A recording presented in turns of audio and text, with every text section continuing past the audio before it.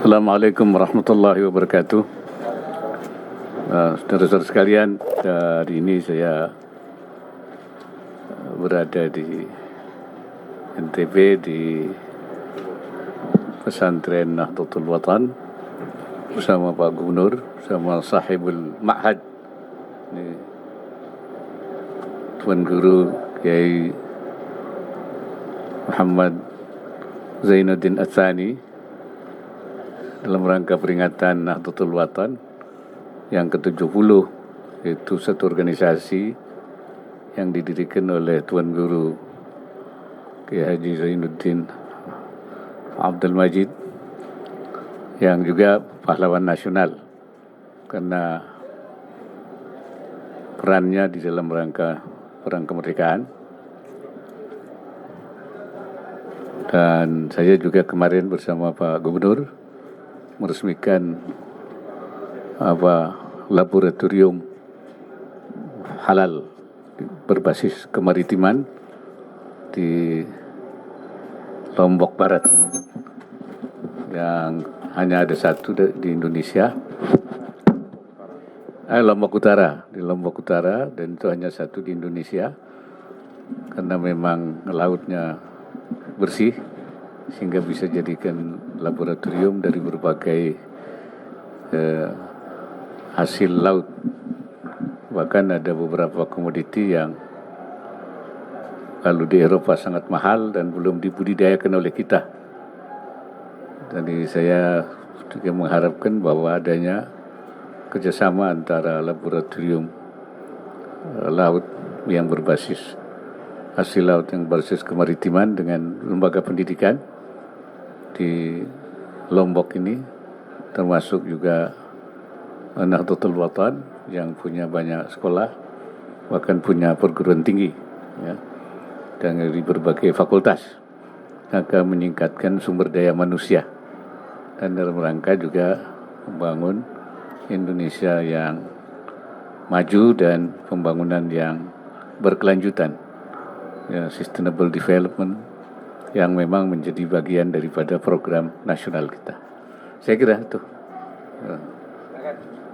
Baik, Assalamualaikum Pak Wapres, saya Ragil dari Radio El Sinta. Ingin menanyakan dua pertanyaan. Pertama, kasus Kanjuruhan divonis, ada beberapa pelaku kasus Kanjuruhan itu divonis lebih ringan, sebagian masyarakat kecewa. Apa tanggapan dari Pak Wapres? Yang kedua, Ketua MK terpilih kembali, Pak. Masih banyak PR MK yang harus dilakukan untuk memperbaikan internal karena banyak oknum-oknum yang masih tanda kutip nakal.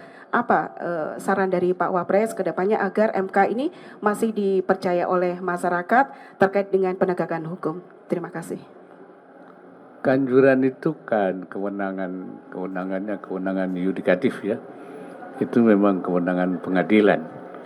Dan kalau nanti masyarakat merasa bahwa itu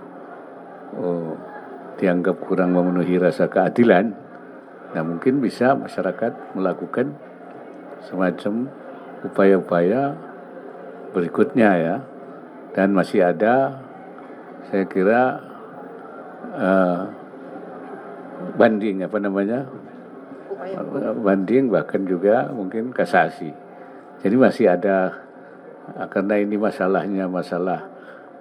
kewenangan yudikatif, tentu kami dari eksekutif tidak boleh mengintervensi, ya, sebab itu. Karena itu biar itu berproses melalui proses yang konstitusional dan sesuai dengan aturan yang ada, ya. Mengenai terpilihnya Pak Usman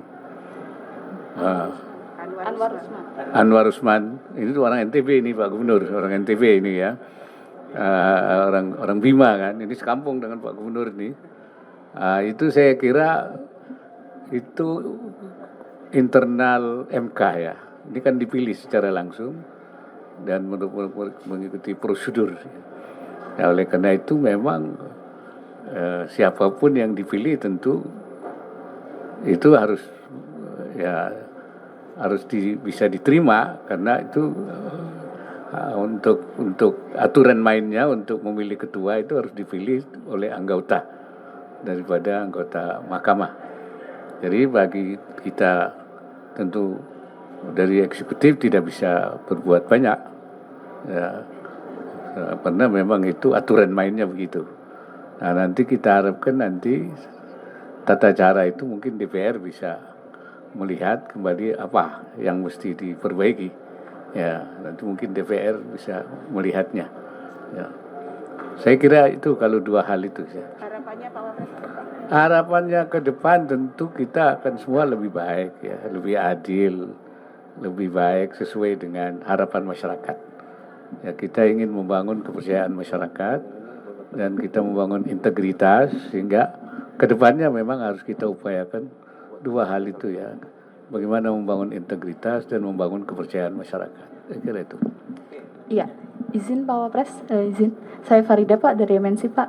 Pak, terkait sejumlah rektor yang dijadikan tersangka akibat suap penerimaan masuk universitas Pak. Ini ada Rektor Udayana, kemudian sebelumnya juga ada Rektor dari Universitas Lampung. Terkait hal ini DPR menyebut bahwa kasus ini akibat ketiadaan payung hukum. Lalu bagaimana respon Pak Wapres mengenai hal ini Pak?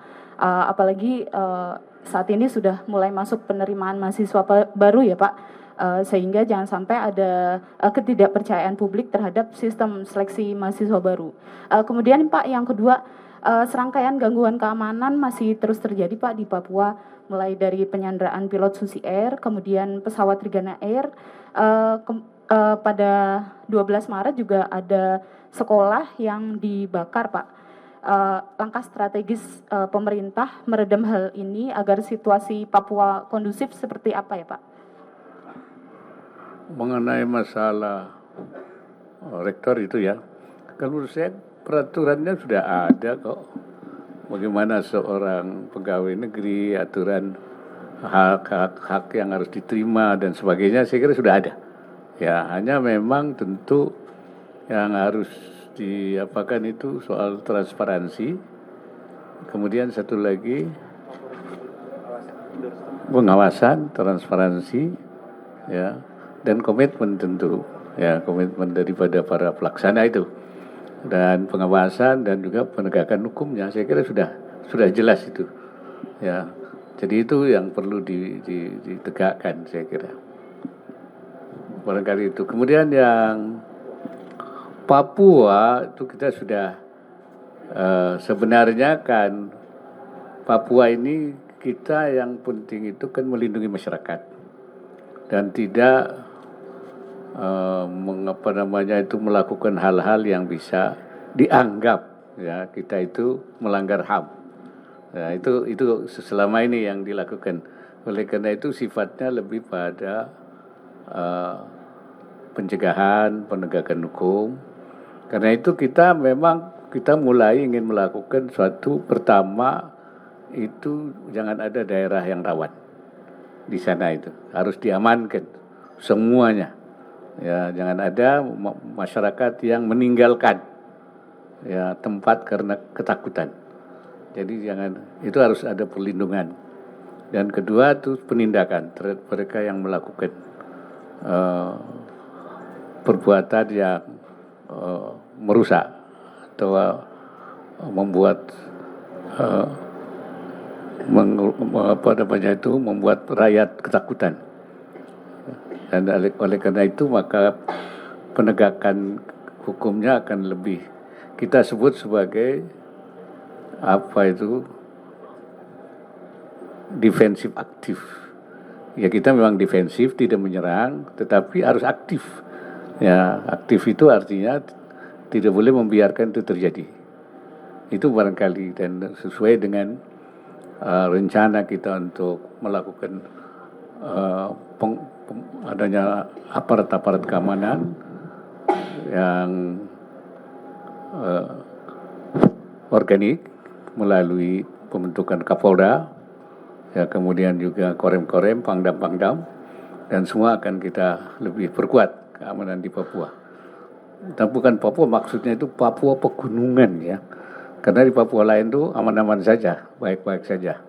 Nah, ini Papua pegunungan, sehingga tidak diasosiasikan bahwa di Papua terjadi kegawatan.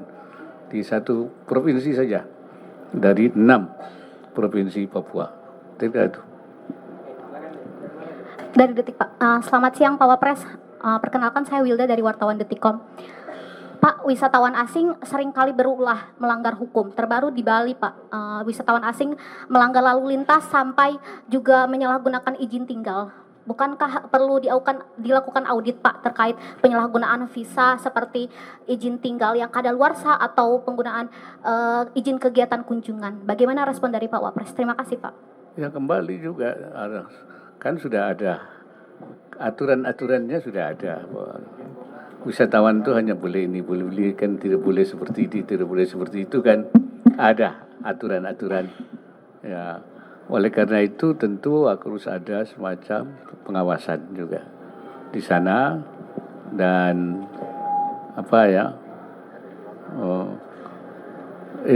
pembinaan terhadap para wisatawan itu sebelum dia masuk itu harus sudah diberitahu dulu bahwa dia itu tidak boleh melakukan hal-hal yang dilarang. Ada semacam komitmen untuk masuk ke Indonesia itu dengan cara yang baik tentu, jangan sampai orang menjadi takut. Coba kalau dampaknya orang takut masuk Indonesia, akhirnya orang nggak datang lagi, nggak ada wisatawan, dan itu merugikan. Tapi tentu tidak boleh seenaknya. Saya kira itu perlu ada penegasan. Ya. Pak Gubernur sudah bikin laporan dan akan ditindaklanjuti nanti seperti apa.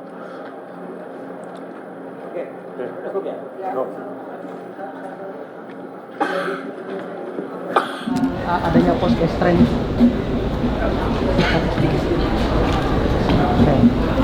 Apa statement apa? Ada statementnya Cak Imin pada Januari silam itu mengatakan bahwa PKB khususnya Nahdlatul Ulama, mohon maaf ini, itu mendorong untuk terciptanya poskestren di setiap pondok pesantren yang ada, dan khusus di Nusa Tenggara Barat, Kabupaten Lombok Timur merupakan satu daerah dengan pondok pesantren terbanyak ini. Itu bagaimana terkait tentang adanya dorongan untuk poskestren tercipta di setiap pondok pesantren yang ada begitu? Iya, pusat kesehatan pesantren begitu. Saya kira di sini kan sudah punya kan, punya klinik, apa namanya? Klinik Tuan Guru Syekh Zainuddin sudah ada, dan saya memang menganjurkan supaya di tiap pesantren itu ada klinik-klinik, bahkan ada yang punya rumah sakit, ya, rumah sakit yang lebih besar dari sekedar klinik. Ya, saya kira itu bagus, tapi memang tentu tidak semua pesantren. Ya, pesantren dengan kapasitas tertentu itu punya klinik, bahkan ada yang punya rumah sakit, dan tentu kalau yang kecil-kecil itu ya klinik yang kapasitasnya tentu kecil, ya. Tapi bahwa ide ada seperti itu, sehingga kalau ada penanggulangan awal itu bisa langsung ditangani di dalam pesantren, dan kalau sudah tidak bisa ditangani baru dibawa ke puskesmas dan rumah sakit. Kira-kira persyaratan pesantren yang dikatakan memumpuni untuk diadakannya poskestren itu seperti apa, Pak Wapres? Ya, itu kan tergantung kemampuan saja, ya kan doanya orang pesantren begitu, ya, apa namanya, wa'afiatan fil jasad. Selalu berdoa wa'afiatan fil jasad, diberikan afiah dalam tubuhnya. Nah, bagaimana supaya menjaga kesehatan itu? Ya ada poskestren itu, pusat kesehatan pesantren itu. Jadi besar kecilnya tergantung kemampuannya, saya kira ukurannya. Berkali itu. Terima kasih. Assalamualaikum warahmatullahi wabarakatuh.